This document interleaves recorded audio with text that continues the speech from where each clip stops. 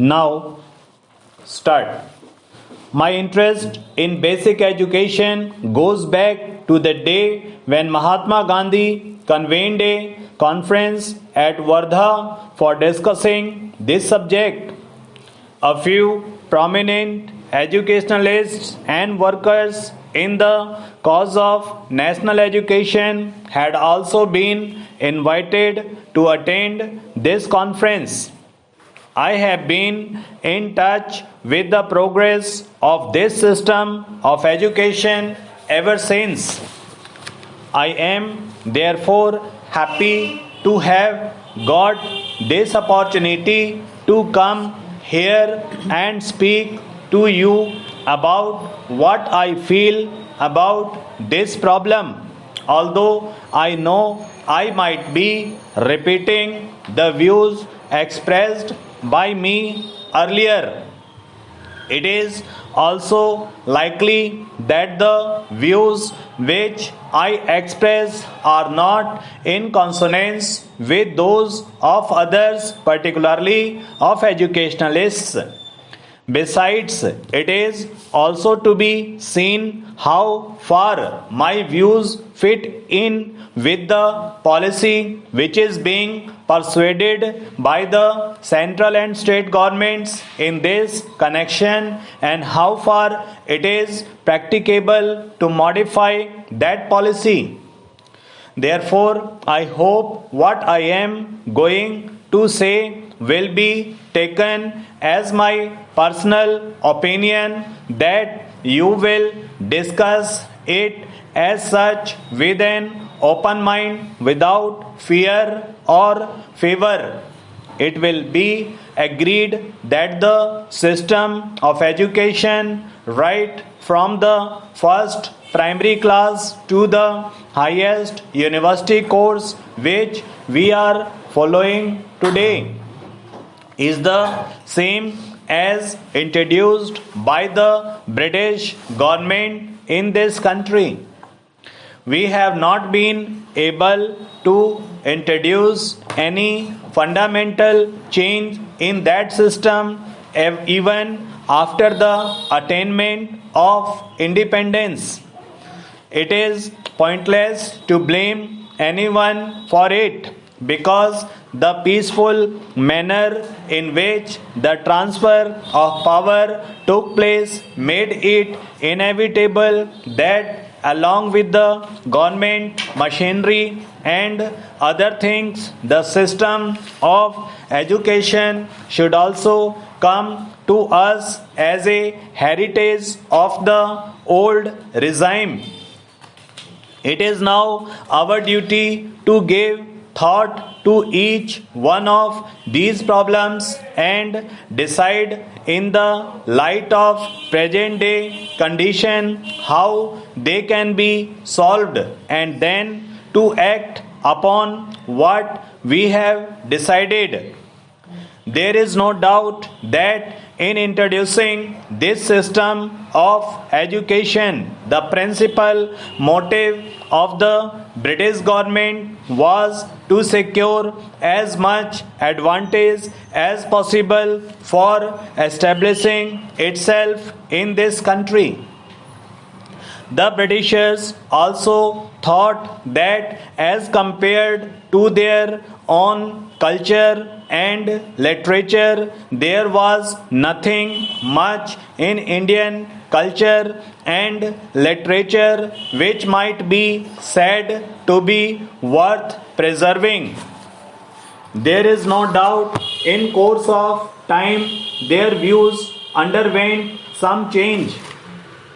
The progress of science in Europe meanwhile confined them in their views that scientific education could be imparted only through the medium of English.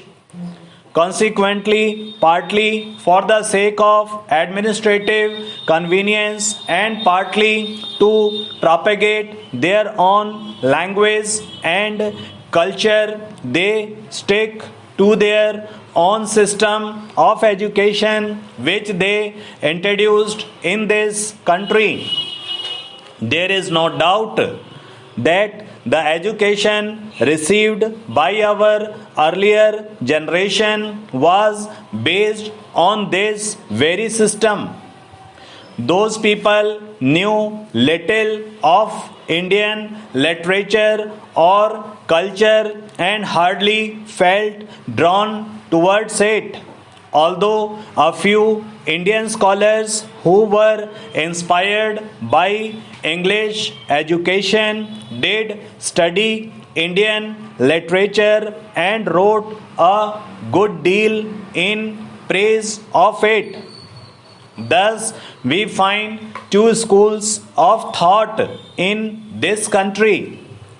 The followers of one school believe that our own language alone can be the medium of education, and until that is done, education is bound to remain confined to a small section of society and will never remain confined to a small section spread among the masses.